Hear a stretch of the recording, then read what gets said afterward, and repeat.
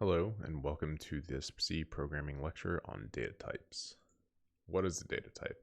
A data type is a way for a programmer to tell a computer how to interpret the binary data stored at a particular memory location. So let's go ahead and unpack that. So computers talk in binary, or bits and bytes.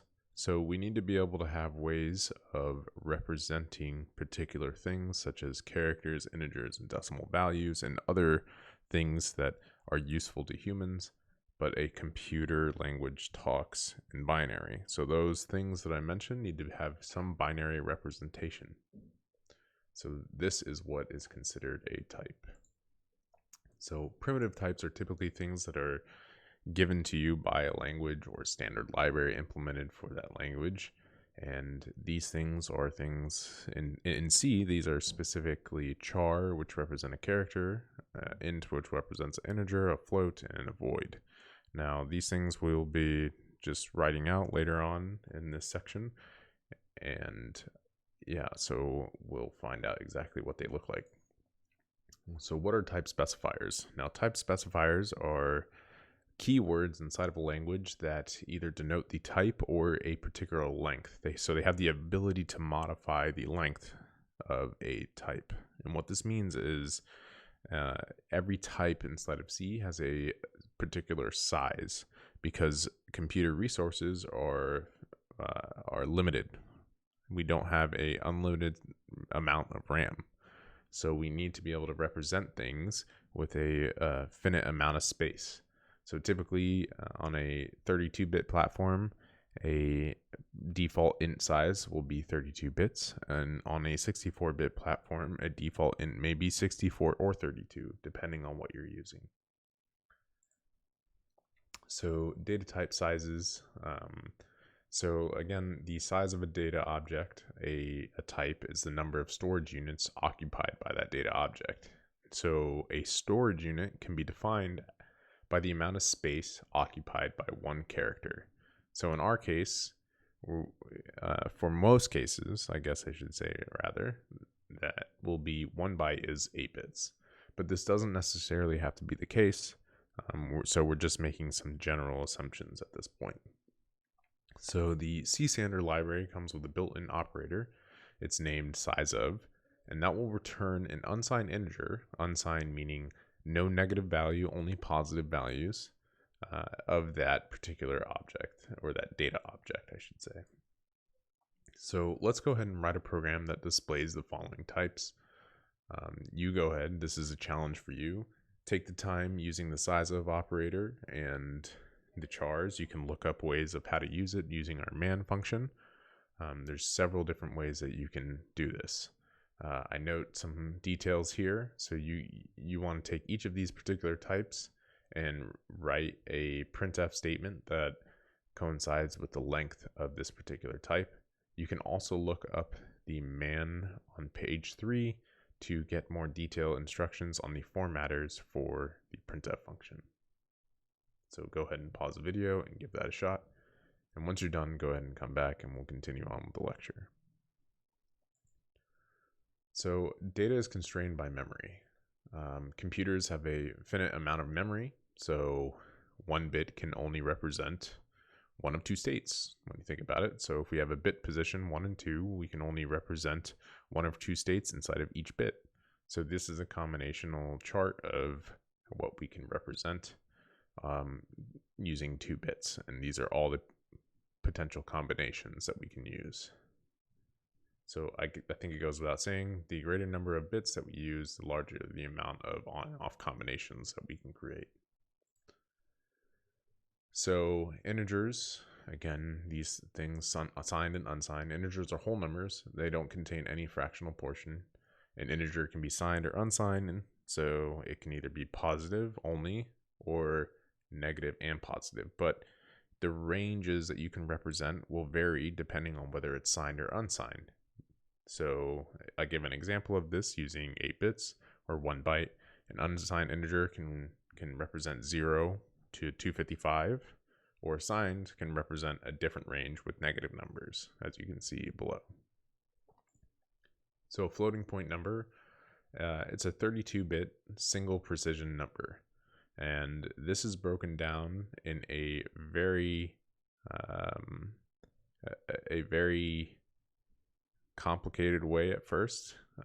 So I just tried to break it up in these slides to make a little bit more sense. You have 1 bit for the sign, 8 bits for an exponent, and 23 for the value. Now that may seem a little convoluted, but you don't need to know the exact details of a floating point number expressed in binary right now. So what is important to know is that a floating point number contains 7 decimal digits of precision. So anything more than that, you could lead into some trouble with expressing things that need larger precision. But luckily there is larger values, which we'll get into, and that is a double. So a double is a 64-bit double precision floating number. So just like our prior float, this has a larger range, which is 15 decimal digits of precision.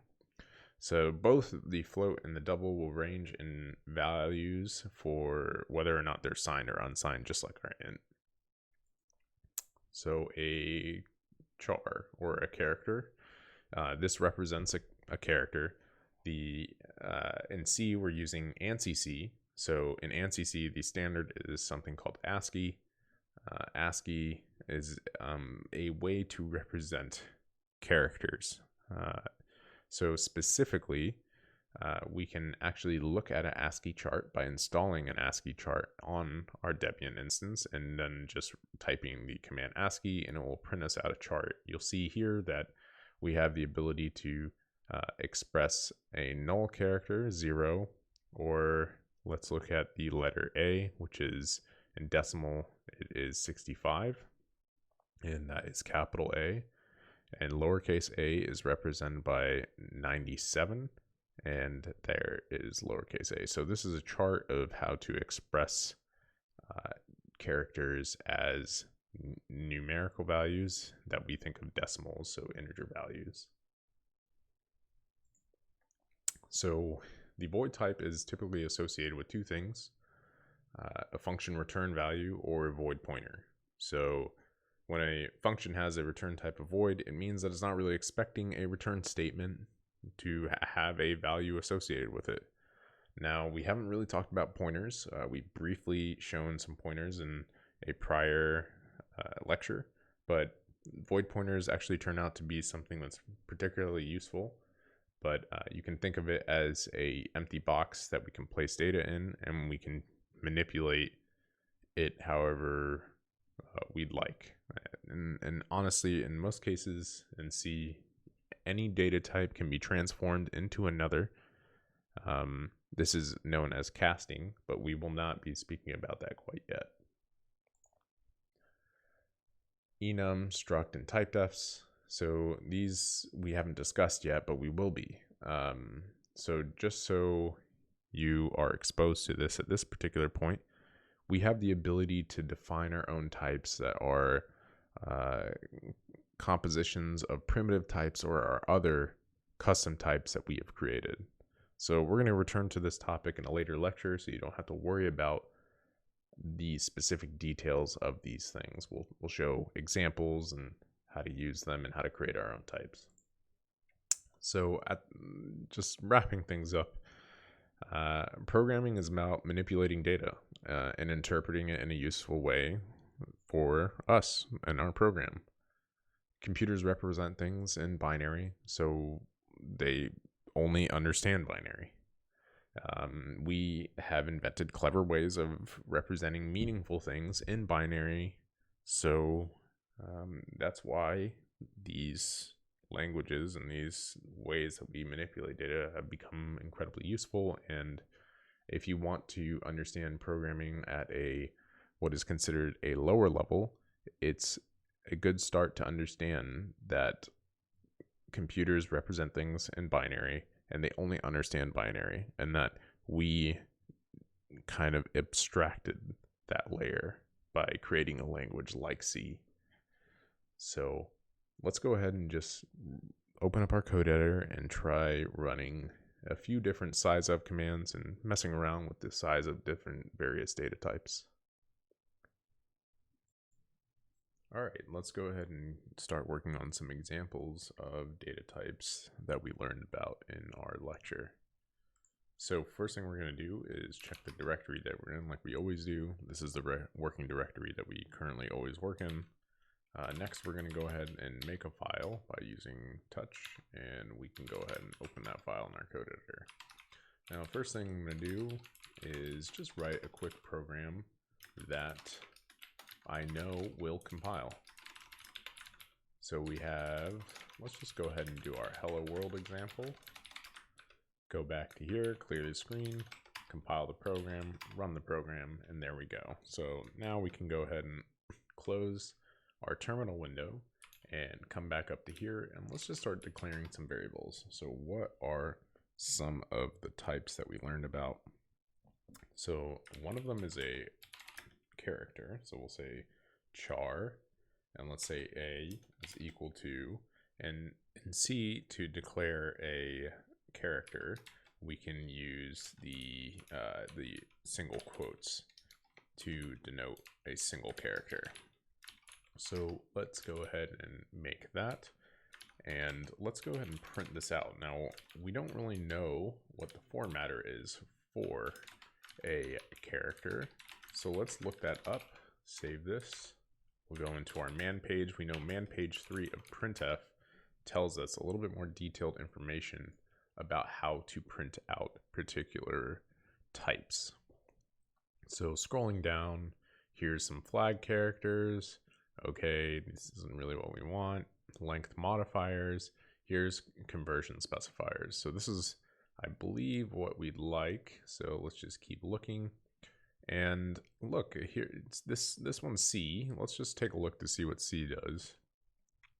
If no L modifier is present, the int argument is converted to an unsigned character. So that's what we want. This will be fine. There's some additional detailed information that we don't have to particularly worry about in this scenario because we're just using ASCII text. So let's go ahead and do let's say a colon %C/n for a new line, and pop back to our terminal. Let's quit out, and let's go ahead and run this program. First, we got to compile it. Next, we run it. And we can see it outputs a particular variable, or sorry, our variable and our value. So let's say that the int value is, and we'll say %d, because we know that will print out an integer. And let's just feed it a again. Clear this out. GCC main.c. We just recompiled, run the program again, and it says that 65 is the number that it's represented by our char. So let's look at our ASCII chart again. So 65 is the number we're looking for, and we can see here that 65 is indeed the numerical representation of the letter A. So just like in the slides, I wanted to show you that a character has a decimal value associated with it, and now that decimal value has a binary value associated with it, but that is another topic for another time. So let's go ahead and just leave that the way it is. You could also add an unsigned portion to this, and it should be the same. Let's just make sure I save this. GCC main.c, run it again, and same output. So all this does is tell the compiler that this value will only ever be positive. So this program will only ever have a positive, interpret the a variable as a positive value, unless I do something called casting to a different value. So we'll go ahead and leave that one up there because that's a pretty neat example. Now let's find out about some of these other types that we don't really know about. In particular, let's do this. Instead of this, we will say size %d, and then we'll say size of. All right.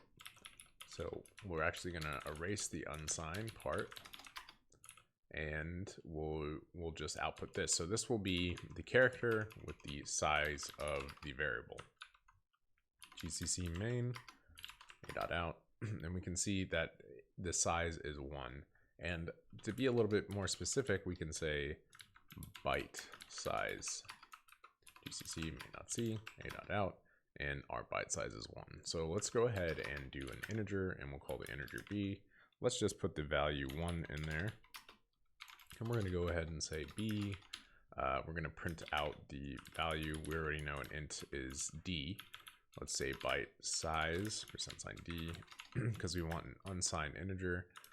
So an unsigned integer is actually what is returned from size of. Let's just see if they have a man page for this. It doesn't look like they do, but size of, I believe, returns an unsigned integer, and I believe that is the letter U. So let's just look through our formatters again.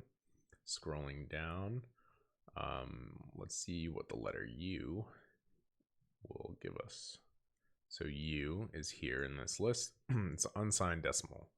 So that's probably a better way to write this than what we've been doing, which is D. D is also up here. It's converted to decimal notation. So we know it's unsigned. Let's just make sure that we're using the proper values here. We also know that this is supposed to be an unsigned char, so it'd probably be smart to also do that. Even though I said let's not do it. But basically what will happen is that the printf function will convert these by doing a typecast, more than likely, because these formatters tell it what to interpret it as. So our first value is going to be a integer, just standard, because this can contain any signed or unsigned. We could actually put, by default, it should be signed. So we have a signed integer value. But we can go ahead and erase that, and we'll do the same thing below. So this, we have printing out our integer, and then we want to, at the end, put size of b. And let's go back to our terminal, recompile, and we can see that there's 4 bytes. So 4 bytes, 4 times 8, 32. So our generic, our regular integer size is 32 bits. Now let's mess around with some of the unsigned and signed will not affect the length. So you will see if I put unsigned here and then recompile the program, it's still the same byte size. And recall that, and I'll just show you again, just specifically signed, still the same, right? Now what will change is if I have -1 here and I put unsigned, and then I come back to here, change that to a U, you'll see something interesting. So you see how this large number appeared when I put U and assigned a -1 value? That's because the binary representation of -1 for an unsigned integer is different. You can technically assign this value to it, but it's not going to do what you think. And this is part of this lecture, or part of this portion of this lecture, is to show you exactly what some of these things are. Now if I can change this back, you'll see that everything's normal. Now I'm going to go ahead and leave that example up here. So I'm going to do another example. We'll name this C, and we're going to put unsigned, and we're going to change this to a U, so that way you know exactly what is going on. Let's run this, and you can see again, this is, I just wanted to have the output for you again, and let's change that to a C and clean this up.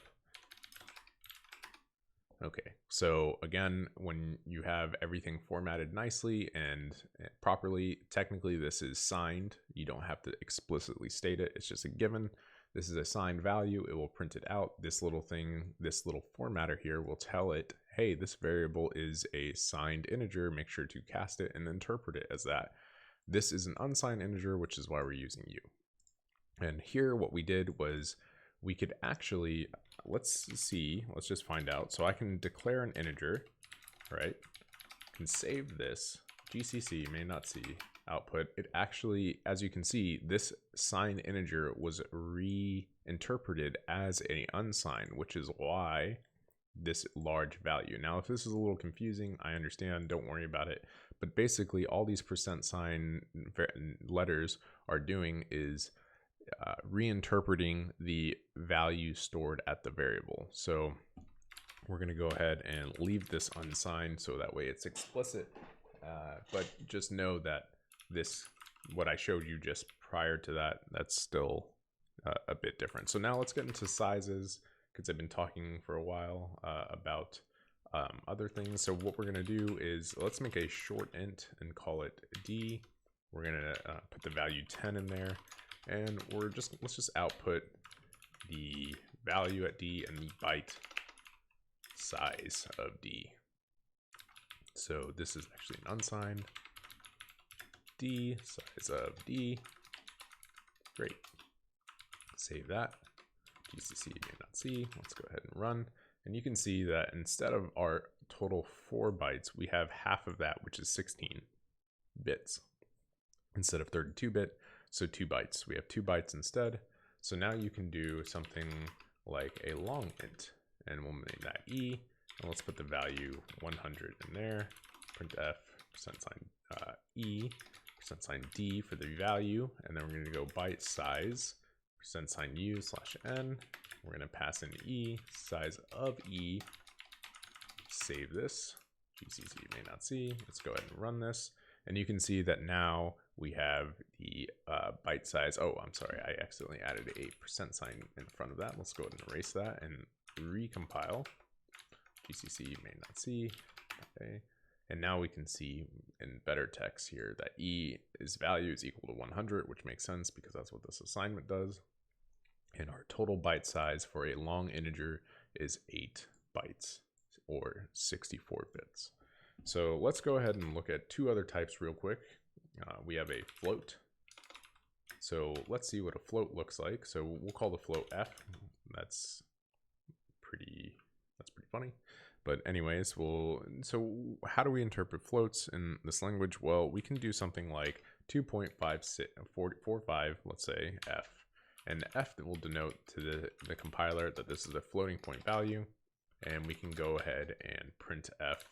And let's just already set us up for some success here.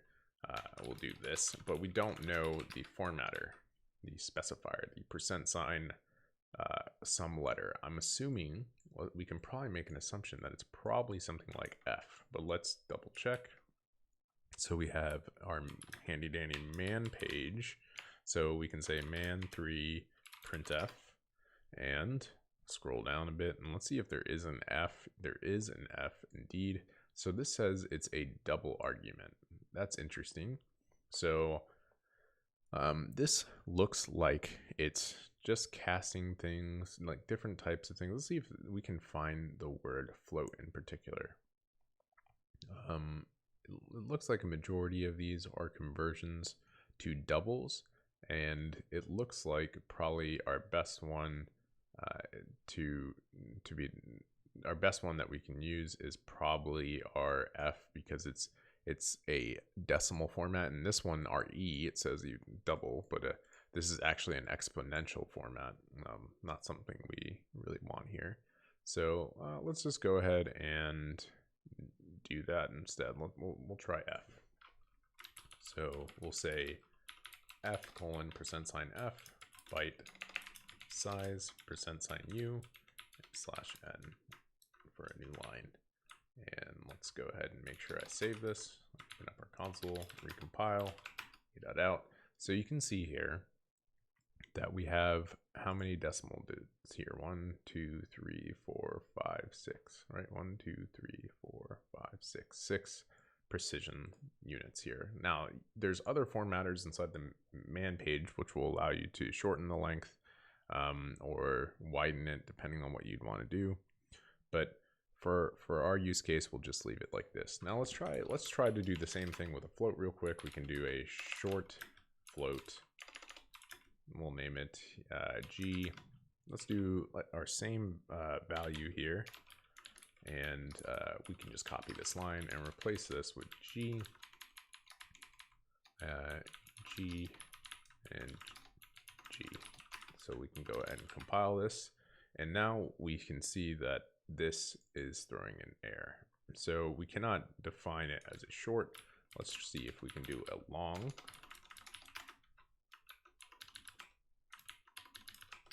And once again, we cannot do this as a long. We cannot interpret this as a long. And the reason being is just because a float is defined as a 32-bit single precision number. So increasing or decreasing the length is not the same operation as doing it on integers. Now, a double, you'll see, is actually the 64-bit version. So we can actually, let's just make this a double instead. Compiles, clear the screen, run it, and you can see that our G is twice the size.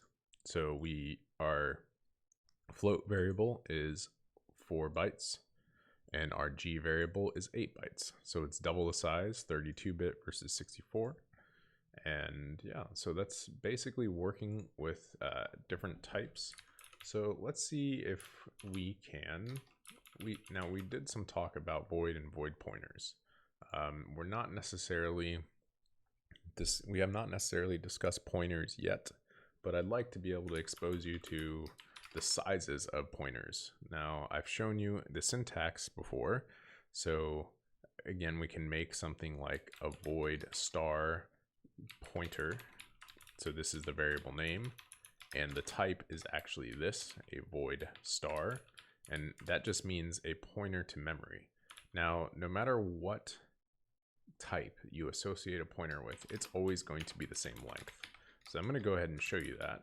So we're going to say pointer $d byte size %u/n. Then we're going to go ahead and say so the pointer is going to be, let's just say pointer, we'll say pointer byte size, right? Because that's our variable name. We're going to do size of pointer. Let's compile our program, and you'll see that our byte size is 8. Now let's create a different type of pointer, an int pointer, and we'll call it pointer_int. Right, and then we're going to copy that same line, change the name, and change the variable pass into size of, compile, run, and you can see that they are the same size. And that's because in compilation for a 64-bit program, a memory address is addressable up to 8 bytes. So that's a lot of information to unpack. I don't expect you to memorize that or understand that at this particular point in the course, but just be exposed to it. That just means that you have 8 bytes to address memory, and that's because you are compiling a 64-bit program, or we are compiling a 64-bit program. So take some time and mess around with this. You should be fairly familiar with what is going on in this program, minus the pointer stuff, the topic that we'll get into at a different time. And the user-defined types will be something that we discuss in the future, so don't worry about that either. Great, thanks for watching. Hope to see you in the next lecture.